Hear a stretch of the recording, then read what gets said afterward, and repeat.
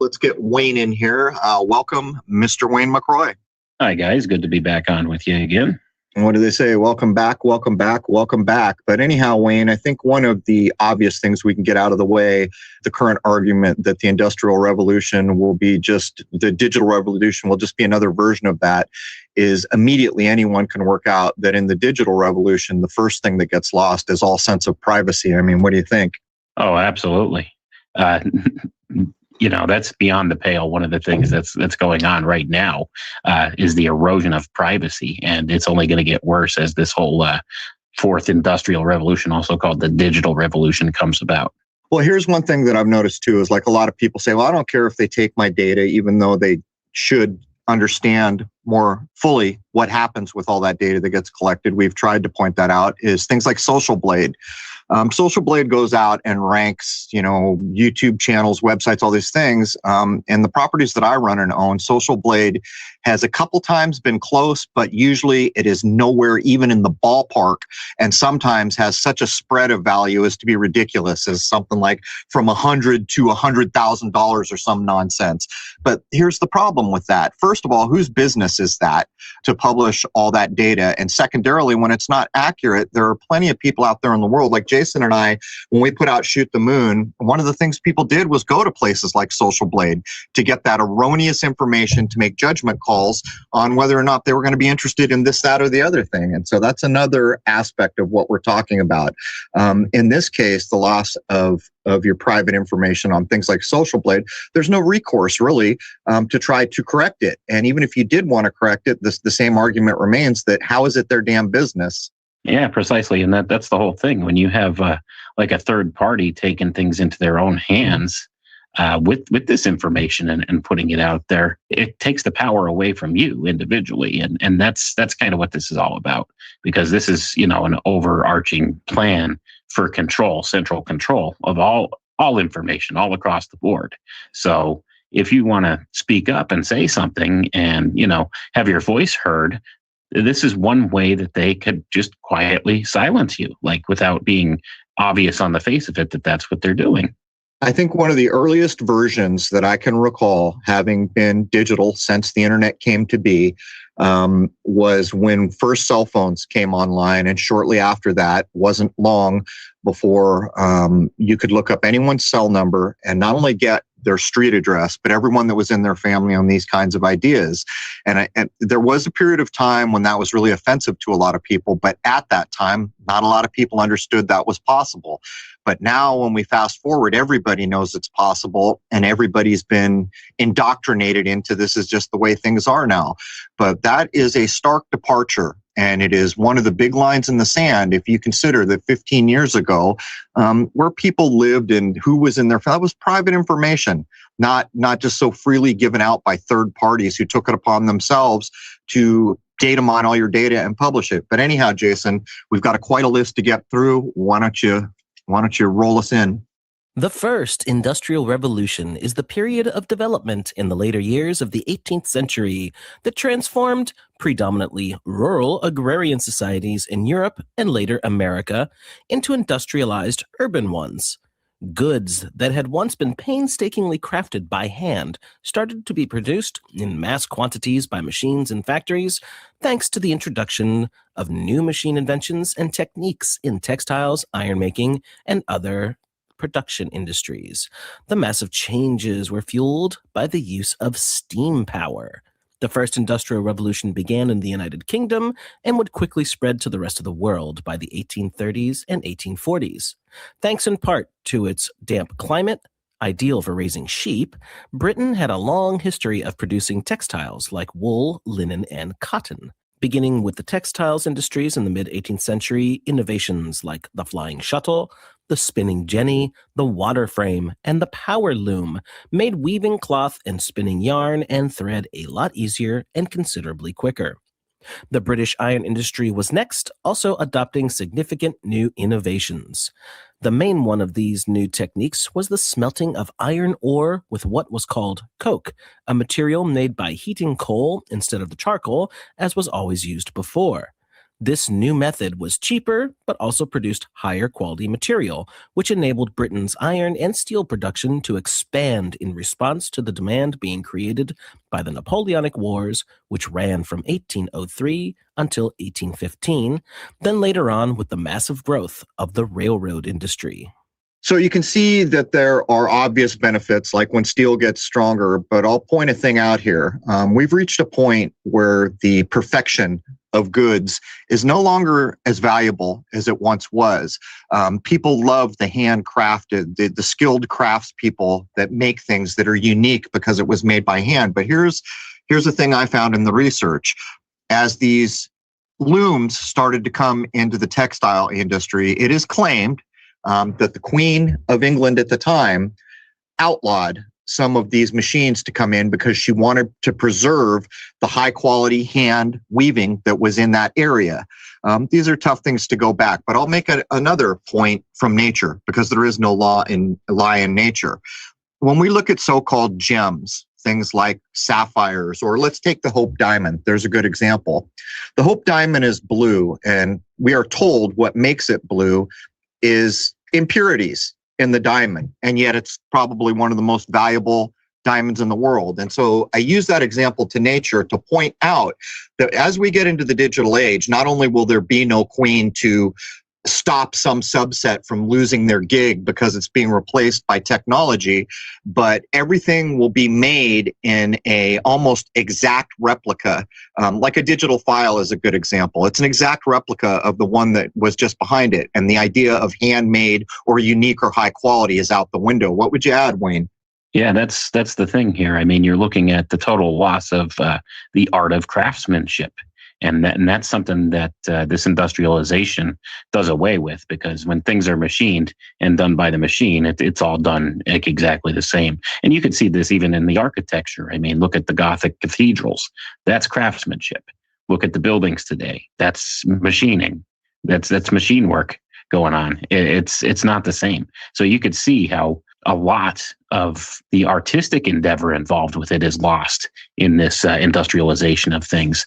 So, you're going from something that requires a bit of skill to something where, there's no skill involved. The machine does the work.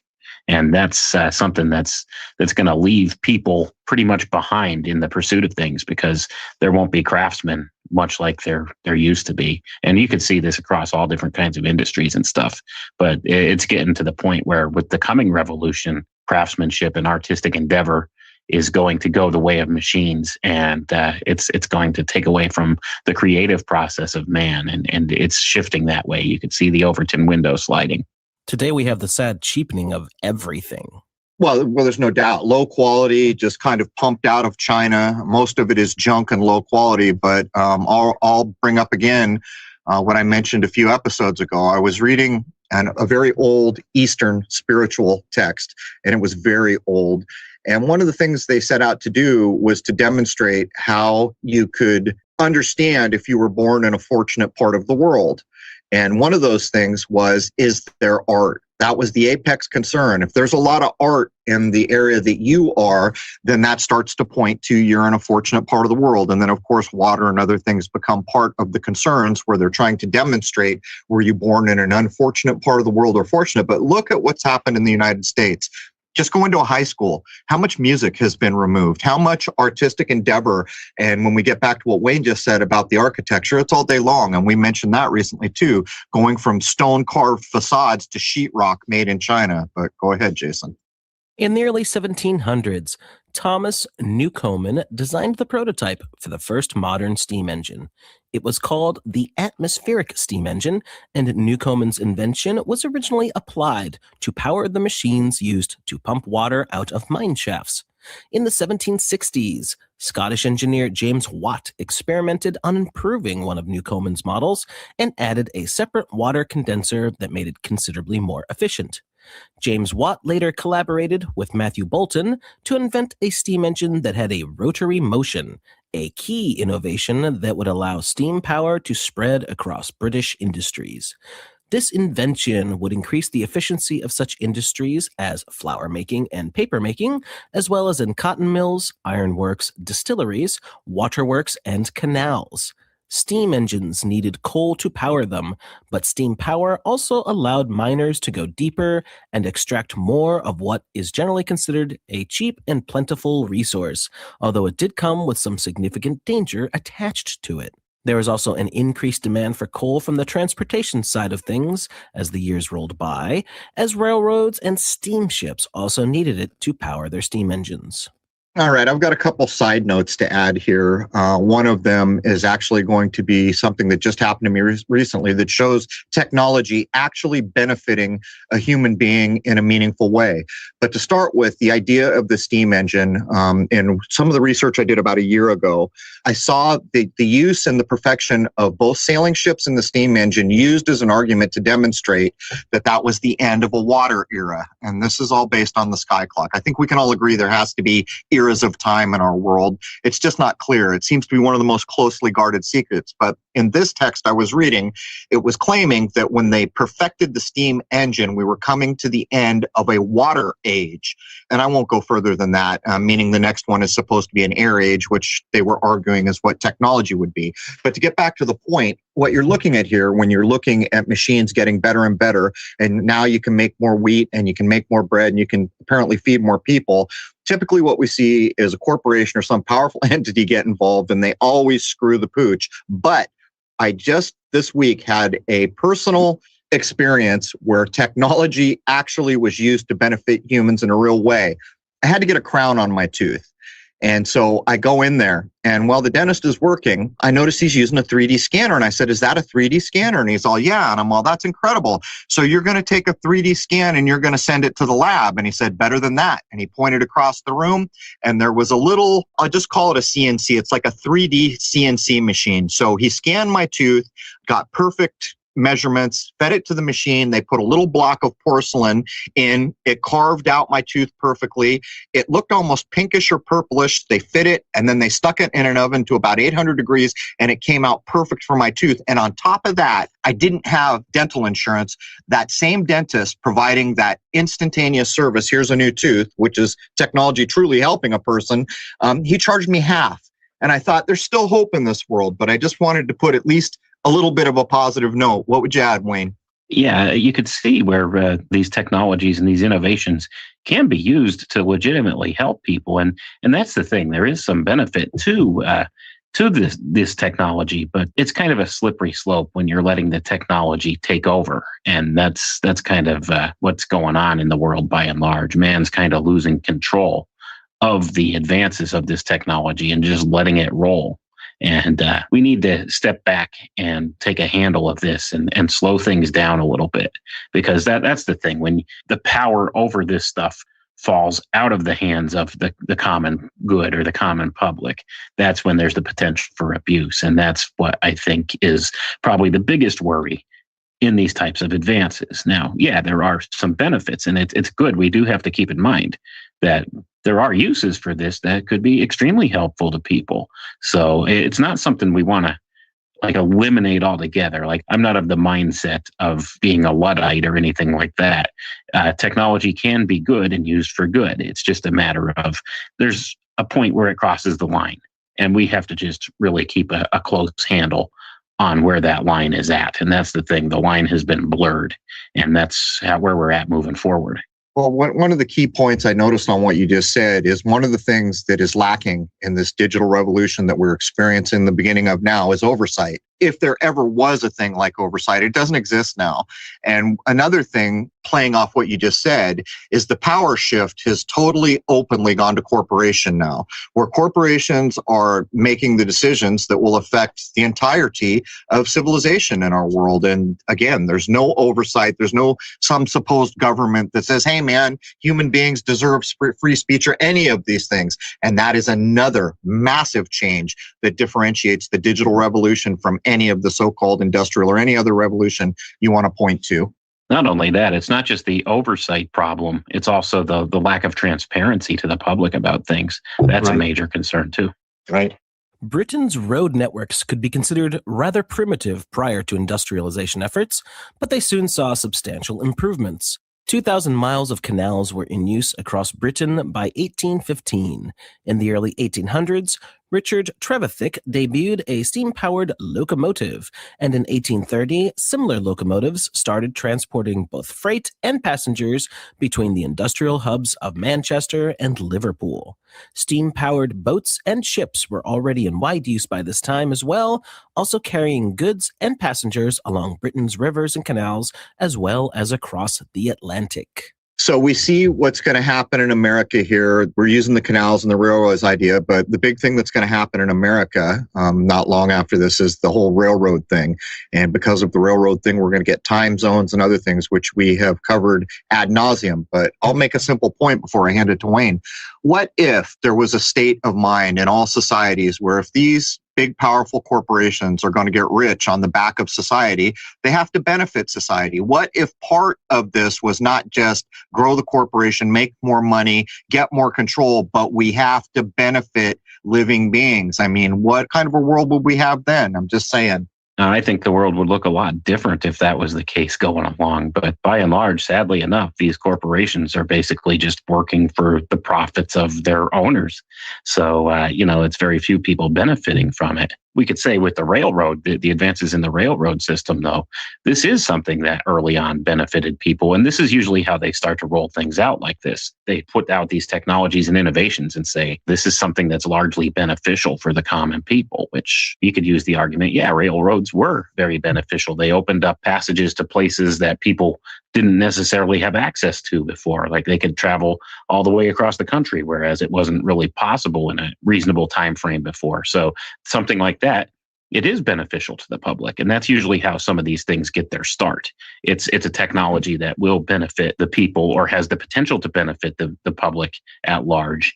And then from there, you could see how over the course of time, these things start to become less and less accessible for the common people as, say, prices increase on things. And like we had discussed off air, things such as internet hosting and stuff like that, whereas it used to be free, all of a sudden they're switching to now this is going to be a paid service. So if you want to continue, you have to pay. And you can see this all the way across the board with all of these different innovations. Well, I would just add on the tail of that, as far as the American railroad systems, lesson not learned. History openly remembers the individuals who own those railroads as robber barons. And not only that, Jason and I have covered this. You can go back and look at the beginning of corporation.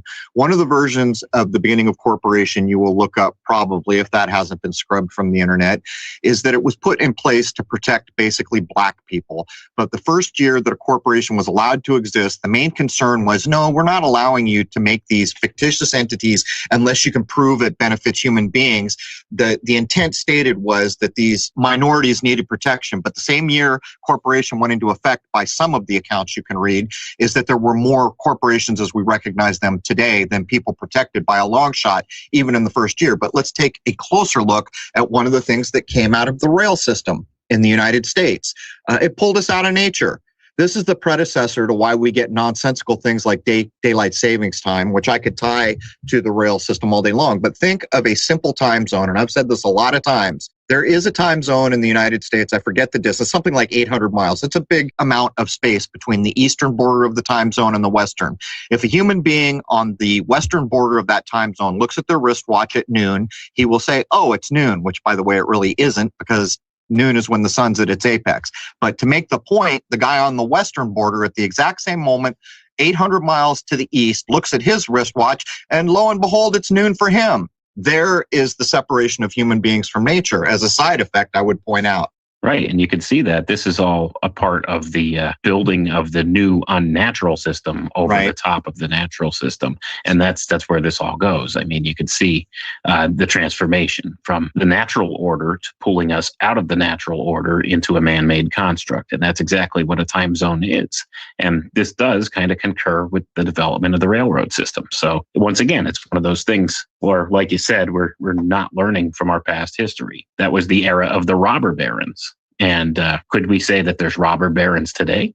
I would say there are, but they're disguised under the name of corporation at this point. So it's not like you could point your finger and say, oh, this guy's the robber baron, because it's under the guise of corporations now. So, I mean, it's still going on. We need to learn our lesson. A few names do spring to mind. Yeah, it's a bit like looking at alphabet soup, pun intended, anyhow, man.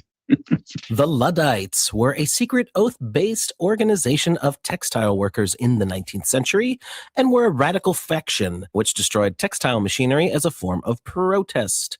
The group was protesting against the use of machinery in a fraudulent and deceitful manner, as it was considered, to get around standard labor practices.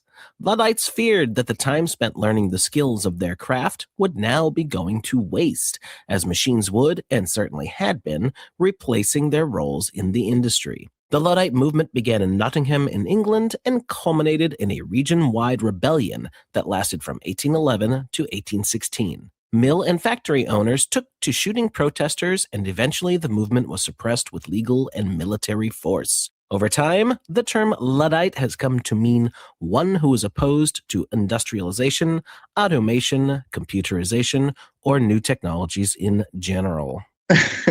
I don't even know where to start, but I'll make a couple of observations. So back in these supposed times, with the history that we have to work from, there were people who actually gave a damn enough about things that mattered, like the crafts and artistic endeavors that they had become masters of, being fraudulently and in a deceitful manner put down by the Industrial Revolution. And by the way, I would mention once again, just for anyone who gives a flying pig in this world, 1811. Go ahead, start counting the ways. I'll count to 3. 1, 2, 3. There, you counted the ways. 1811 is the start date of this.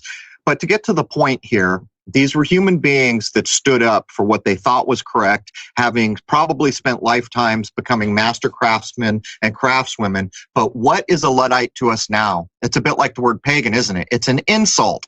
So in the same way the Vatican turned a person who lives in nature into a bad word, which is what a pagan is, someone who understands nature basically or lives in the country, a Luddite was a person who stood up for the deceitful practices of the coming Industrial Revolution, and now we look back on them and use that name, the Luddites, as an insult, just to put a fine point on it. Right. And just to add to what you're saying, when you think of the term Luddite, one of the big things that comes to mind is Ted Kaczynski, the Unabomber. He is probably what in the modern era is regarded as a Luddite. And this guy was a total nut, according to the media and how they portrayed him. So they're associating this term Luddite with being this type of sociopath. So that's the connotation that the modern age has put on the term Luddite. And that wasn't necessarily the case early on. These were people that really cared about the natural order and skilled craftsmanship and things of that nature, things that are worth having or worth working for. And that's the whole thing that's lost in the modern age. How hard is it to do a show like this when we got to use fake news to demonstrate a point that was blasted out all over the world to demonstrate a thing? But anyhow, I'll step aside and we'll just pretend it is what it is, knowing better. The latter part of the first industrial revolution also saw key advances in communications technologies as people increasingly had the need to communicate efficiently over long distances. In 1837, British inventors William Cooke and Charles Wheatstone patented the first commercial telegraphy system, while Samuel Morse and other inventors were working on their own versions in the United States. Cooke and Wheatstone's system would be used for railroad signaling, as the speed of the new trains had created a need for more efficient means of communication. Banks and industrial financiers also rose to a power never seen before during this period, as well as a factory system that was dependent on owners and managers. A stock exchange was established in London in the 1770s, with the New York Stock Exchange being founded in the early 1790s. In 1776, Scottish social philosopher Adam Smith, who is regarded as the founder of modern economics, published his highly influential and still studied book, The Wealth of Nations. In it, Smith promoted an economic system based on the concept of free enterprise, the private ownership of means of production, and a lack of government interference. Boy, did this guy get his way in spades. I wonder if he could have ever dreamed of a corporation like Google or Apple or any of these things. But one thing, when you read these so-called historical accounts from the acceptable timelines in our world, one thing that strikes me is one foot follows the other. No railway, no wire system, and then no stock exchange as we now recognize it. You can start to draw these lines and see where it goes every single time. And again, I'll ask the simple question. What if there was a simple principle in this world where if you were going to be a private individual and become filthy rich because all the people in the world are going to pay you, shouldn't there be some reciprocity and some concern for actually delivering something of value and respecting the rights of the living beings that are about to make you filthy rich? And I know a lot of people will price scream communists and all these other isms, but I'm sorry, I don't accept it. And that is exactly, from my point of view, what is missing and what we see going on now. There is no oversight. There is no concern that we can detect for the human beings that use the systems that are being marginalized at this point. And there's also no true value being presented. That's the thing. I mean, you look at some of the innovations and stuff that are coming out today. What's the value in it? And a lot of these things are just made to make the rich richer. And that's a lot of what goes on, especially when you're looking at software companies and things like that anymore. Well, that's a hell of a good point, because I'll take that just a little step further. With what's going on now, it has in fact shifted the human mindset on what is valuable. Right now, our whole idea of fame is much different than it used to be. Now it's how many follows do you have? How many eyes? How many subs? That clip, that video clip has become so important. And the truth of it is that clip is exactly what you said. It's valueless. It is valueless beyond eye candy and entertainment. Yet, if we echo back to things we covered before, like Ready Player One, that seems to be the exact intended path, where there will come a point in this world, and we can see it in the jackass clips, in the clips of people doing atrocious things to try to garner hits and subs, that there's a point aimed for when what it means to be a well-educated human being is to just simply be able to recall anything about entertainment. And I think there's an argument to be made that that's exactly where we're headed. Agreed. I think that is exactly where we're headed. So that's the whole thing. We're holding up these intangible things with no real value as having value. Right. So like the movie trivia, what's the value in knowing that? You know what I mean? There is none. There's no practical purpose for it. It doesn't do you any bit of good in the real world, the natural world. This societal shift is how people first started getting herded into cities, giving up their more independent and closer to nature agrarian lives. Although many people in Britain had begun moving to cities from the rural areas before the Industrial Revolution, this process greatly accelerated with industrialization as the rise of large factories turned smaller towns into major cities over the course of a few decades. This rapid urbanization brought significant challenges with it. Cities quickly became overcrowded, and the people would suffer from the significant pollution, as well as inadequate sanitation and even a lack of clean drinking water, something that would be plentiful just a few miles away on the farms. Industrialization increased overall economic output, as well as improved the standard of living for the middle and upper classes, but the poor and working class people continued to struggle as always. The mechanization of labor created by all the new technological innovations had made working in factories increasingly tedious and quite often dangerous, and many workers were forced to work long hours for pitifully low wages, all by design. This would include the use of hideously underpaid child labor.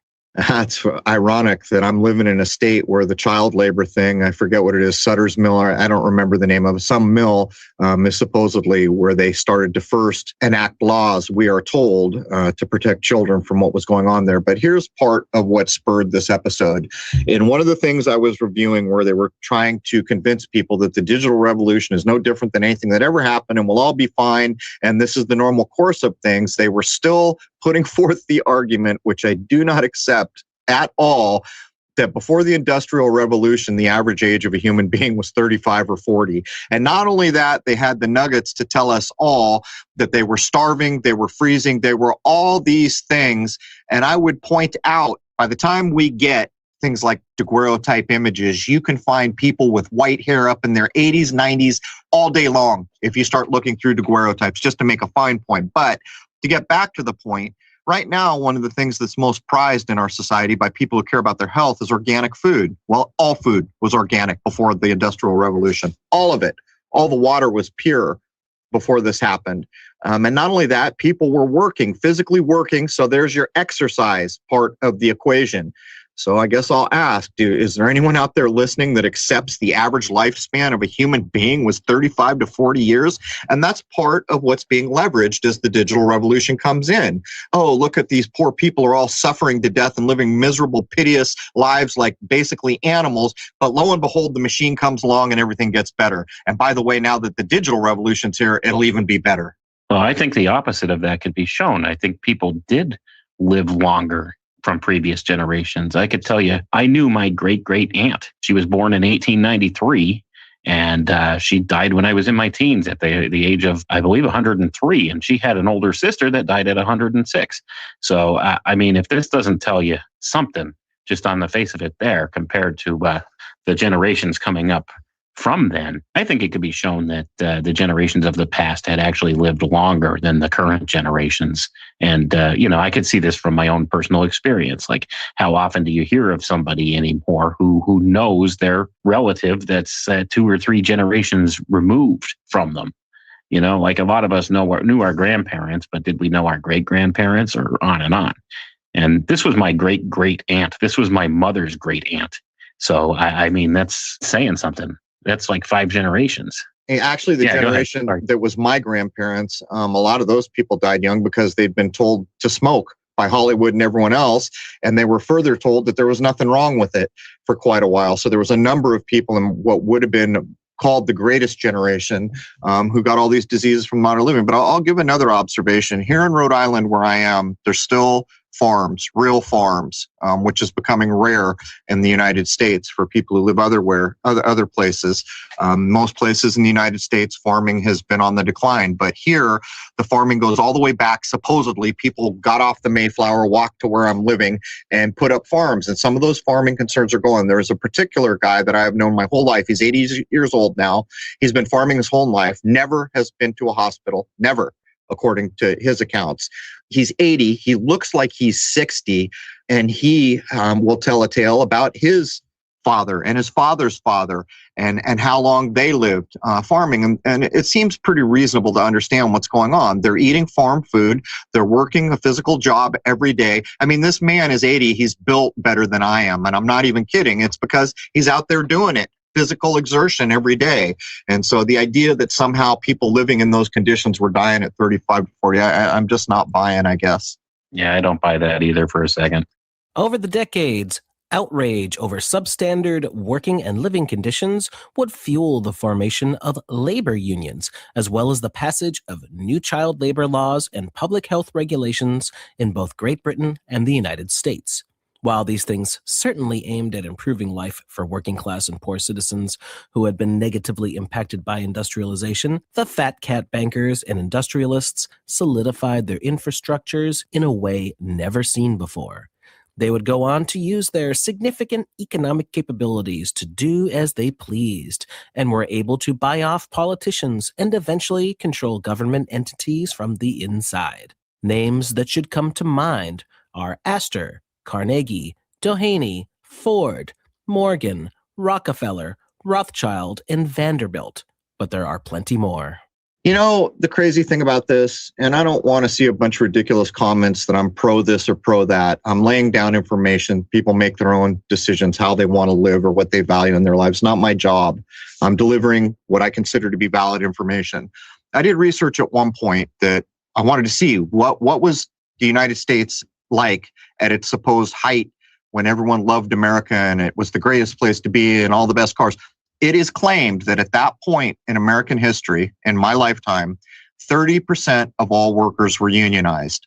All right. Now, I'm not giving a pro or a not pro union speech. What I'm pointing out here is we're currently, I believe, below 5% unionization. It was so easy for the media to come in and break the unions. And the reason I think this is important is because diversity is important.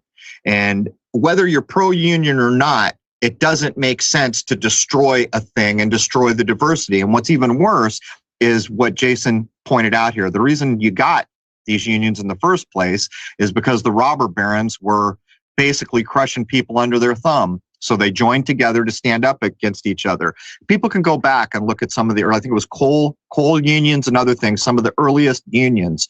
The point is that in short order, in less than 10 years, the media was able to dismantle most of the unions in this country. So at the height of this nation's diversity, power, and reach and respect, 37% unionized workers, all the rest non-unionized, that diversity existed. And right now, there are precious few unions left. There's a few teachers' unions, some of the other typical blue-collar unions, but most of them have shrunk. Most of the fire unions have been negatively affected, and apparently the police are, for some reason, missing most of that. But I'm just saying, man, how easy it was for the argument to be made in the media that somehow unions were a bad thing for the country, and everyone forgets why those unions came to be in the first place. Well, they corrupted them from the inside out. That was really how they dealt with it. Right. And you're absolutely right. I mean, you can look at any of the super big unions and, that's what they did. They used the arguments to say, look how out of hand they are. But the point is, well, why wasn't anyone looking at the reason those unions were formed? Those people were out of hand and are still out of hand. You see, it's always a one-sided argument. Yeah, I agree. Some of those unions got out of pocket.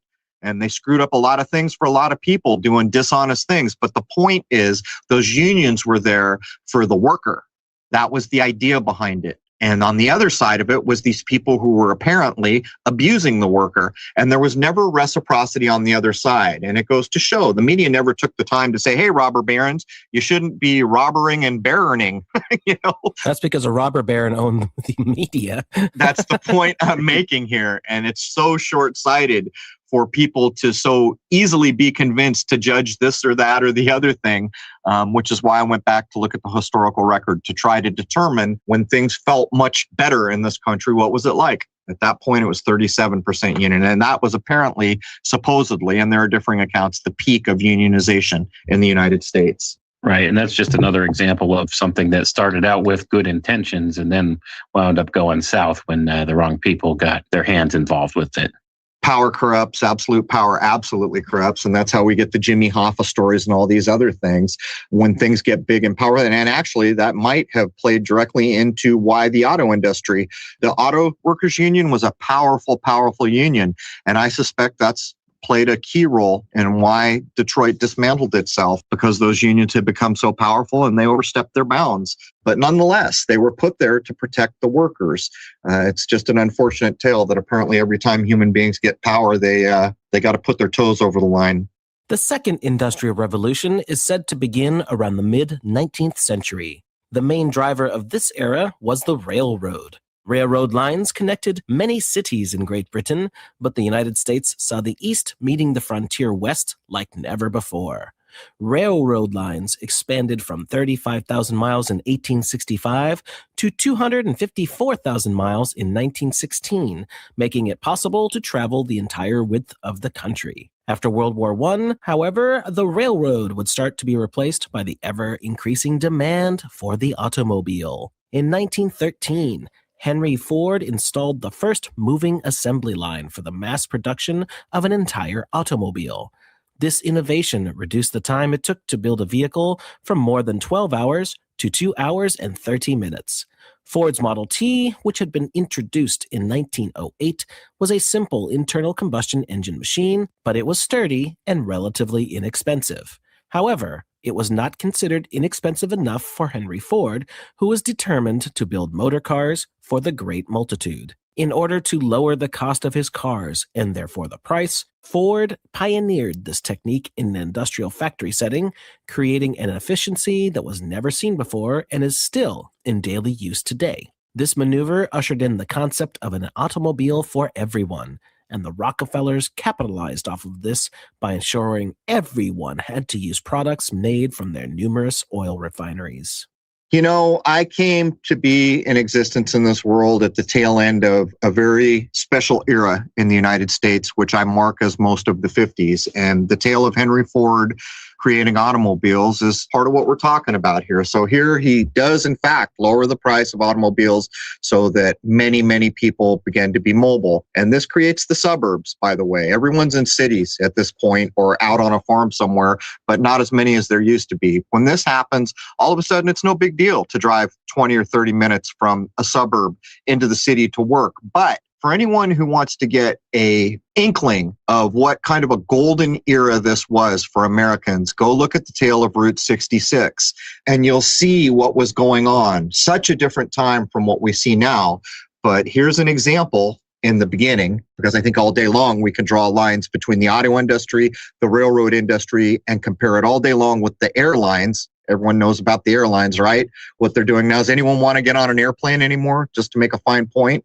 How is that a customer service thing? If they truly cared about people, it wouldn't be such a nightmare to fly, I would point out. That's all agenda from my point of view. But here we have the initial revolution of the automobile actually geared so that most families could get a car. And that changed everything. And for a decade or two, there literally was a golden era in this world compared to what we see now. And it was also a golden era of automobiles. Look at the quality of the cars that were manufactured back in that time frame, 1950s, 1960s, compared to today when it's all just a cookie cutter of the same basic frame. That's the point we've made a lot of times. It used to be so a Mustang or a Camaro would come out. That was Ford and Chevy going back and forth for market share. And those cars were crafted and they hold their value to this day. Look at how many auto auctions there are around the country that are solely interested in the era of the muscle car or the older, well-built, architected American vehicles. And by the way, I would ask, is my vehicle, my SUV that I'm driving today, will that even be running in 30 years? But the point I would make here is it was such a creative, high quality product that was coming. Even the colors of vehicles varies from what we see now. Like there would be Challengers or Chargers. There was some purple. I forget whether it's called Charger purple or Challenger purple, which was specific. Now go out on the road and look around you and you will see the homogenization. There are very few colors of cars. Mostly they are muted tones, whites and browns and things like this. Occasionally you'll see a blue, but nothing like it was back then. And by the way, go look at the class of SUV so many people drive and see if you can even tell the damn difference between a Nissan and a Hyundai. They're all cookie cuttered. And you see, this is the homogenization. It's the exact opposite of the innovation of the era that Wayne just referenced, where things were of high quality, so high quality that they're sought after to this day. But the colors alone tell the tale of what's become of us. A significant difference that came in with the second industrial revolution was the beginning of mass production in manufacturing and consumer goods. Common household items, such as soap, butter, and clothing that were traditionally made at home began to be made in factories. Goods were also becoming standardized as well, making available the concept of spare parts as opposed to unique items. Since many people were working in a single household a lot more often, they had money to purchase these items. This is not just a concept that is still in use today, but is pretty much a requirement for the vast majority of Western households, as the capability of people to make necessary things for themselves has dwindled to near obscurity and hobbies for some. I mean, there's so much we could say about this. The golden age I was just referring to, typically the man held down a job to bring home the bacon for the family, and the mother was responsible for rearing the children in a responsible way and holding down the household. And in other words, that was an era when only one person had to work. There was retirement on the horizon. All these things that address the concerns of a living human being, these things are all gone now. What would you add, Wayne? I would also like to add to that this also corresponds to the disappearance of craftsmanship, individual craftsmanship and things. When people aren't making some of these items for themselves anymore, and they're all just mass-produced cookie cutter things that are put out by a machine, then you lose a little bit of that craftsmanship and individuality of it all. Well, another thing we could say about the digital revolution is we see this gender confusion thing that's going on in movies and on TV and everywhere. Just trying to make incidental things that happen in a very small part of the population normalized through the entirety of population. It's basically birth control at the base of it, I suspect. But to get back to the point, this was a time when there was a clean division, a natural clean division. And over time, women were convinced they needed to be more like men, even culminating in the 80s where women's fashion had shoulder pads of all things. And women finally get into the workplace. And now, I mean, how many households out there where everyone doesn't need a job so that you can get by? And who the hell knows what retirement is? Now most people are on 401ks. There was actually retirement back in these times. If you worked for a firm, there was actually in place a pretty much guaranteed retirement, as guaranteed as it could be. And when we went to 401k, that could be a whole show. 401ks were never intended to be any kind of a retirement mechanism. They were mutual funds, but that's another tale. The Second Industrial Revolution led to many people to propose societal issues regarding such things as the loss of freedom, autonomy, and independence that was being replaced by boredom, repetition, and toil, coupled with filthy and oftentimes dangerous working conditions. Early 20th century films like Fritz Lang's sci-fi dystopia Metropolis or Charlie Chaplin's assembly line comedy Modern Times capture this fear of the factory worker becoming a human robot.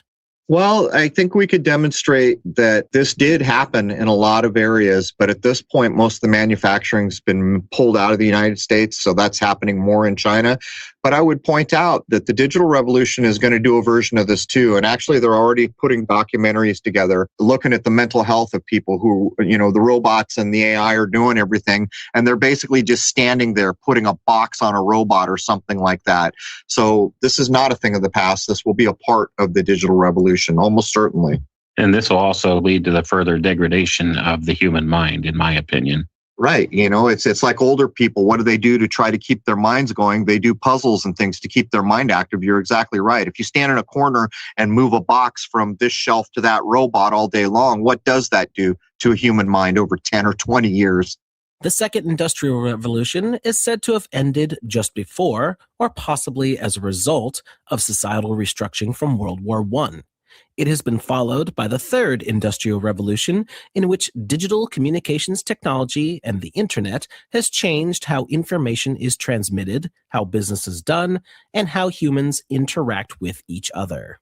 Man, you can't put enough exclamation points under this short paragraph, under this short bullet point. And I'll tell you what, I was around in the mid-90s. I was around when the first internet came. I got my digital job. I got my digital degree to go out and do all this because I thought it was a good idea at the time, having no idea, just thinking, oh, technology is cool, not understanding what was to come. How could I? How could anyone? But as it got going, it seemed like, wow, man, look at all this information we have access to. I can log on and look into the Louvre here in California where I was, or I can talk to someone I haven't seen across the country for free without a long distance phone bill, all these things going on. But at the end of the day, what I know now is that the information age is actually the controlled information age, isn't it, Wayne?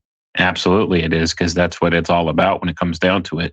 Although it's been introduced to us as being this good, useful tool for all the entire public of mankind, its sole purpose behind it is to gather all your information and collect all your data. And see, that's the thing. It's kind of like a Trojan horse, to go back again to the Romanization of things and back to the ancient Greek myth. This is what it is that's going on. They use these concepts like this, the whole advent of the internet. Yes, it's a wonderful, great tool. You have all this information at your fingertips, but what is it being used for in secret? And that's the collection of all the information they could possibly get about you. Well, another thing that I've noticed about the controlled information age is the normalization of things that should not be normal. That goes on all the time. As a matter of fact, on our other live show that Jason and I do on Sunday nights, Jason brought a clip showing that the military is now involved in combating fake news for national security. You know, if words like that were said 20 years ago, people's heads would have exploded. Since when does the military do anything within the bounds of this country? Since when is the military a tool to be used for free speech? And by the way, on the face of it, how the hell does the military's AI algorithms know what true news is versus fake news? It's all a bit much, but what happens is these stories and these ideas get put forward so many times that they just become accepted. You know, it's like the first time you see a thing, it's shocking, but after you've seen it 1,000 times, it's just the way things are. And that's a big part of what's going on right now in the information age. Right. The internet has made it infinitely more easy for them to do social engineering on this scale. So, No doubt. No doubt. Not to mention the old barn wall idea from Animal Farm, because that is, I don't know how brilliant the author of Animal Farm was. Did he foresee this time, or was he just pointing out that the barn wall has always been used, and what we're seeing is just a digital representation of the barn wall? Because it's, that's another thing. What will the world of information be when the last book is gone? When the last library has shut its doors, when any word digitally delivered to you can be changed with the push of a key, when you could pick up a book that's talking about a horrible man who murdered someone, and at the push of a key, it's changed to not murderer, but interesting man. That's where we're going to be. Things like that can go on. And so the idea of the barn wall, which most of us read about in high school when we read the book Animal Farm, had apparently been going on in power circles for some time for that book to have been written. What we're seeing is that idea on steroids with the digital revolution. The third industrial revolution is generally said to have begun in the 1960s with the use of nuclear power generating electricity, as well as electronics of all kinds being used as the daily norm. Transistors and microprocessors are some of the main inventions that ushered in the third industrial revolution, with these technologies delivering such things as computers, new telecommunications devices, and high-level automation capabilities due to the creation of automatons and robots. All of these things also created their own societal issues, with many losing jobs to machines that could work many times faster at certain kinds of assembly work with no need for medical insurance or even lunch breaks. We seem to be at the end of this time now, with the notion of a fourth industrial revolution being ushered in. And the fourth industrial revolution is being constructed on the back of the previous. It could be said as being a fusion of technologies that is blurring the lines between the physical, digital, and biological spheres. Information is constantly being delivered on a person-to-person basis at near instantaneous speeds, and supercomputers running high-end artificial intelligence algorithms are doing things at a pace that human beings cannot compete with. That's the facts, Jack. And when all these things combined, they're going to be owned by very few corporations. There will be no oversight, all the things that we've been addressing. But the first part of that bullet point, I'm trying to figure out how I'm going to address in hour one, the nuclear power generating electricity statement you made earlier. So I think I'll simply say anyone interested could go back to episode 72 on Crow 777 on YouTube or Crow 777 radio and get our proofs that nuclear power doesn't exist as it's described.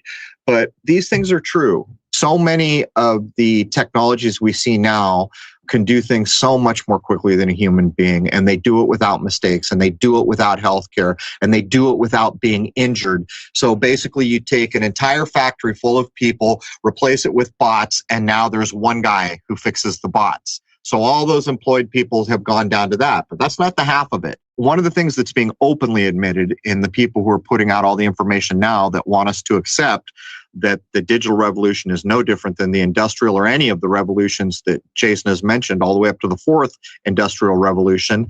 It's a simple thing. One of the first things we're going to see is all jobs related to phones. Those are going away. It's quite likely in short order that all jobs to do with driving will be on the hit list. And lastly, when all the manufacturing was pulled out of the United States, it put us on a course where a lot of people were going to be in what's called service jobs.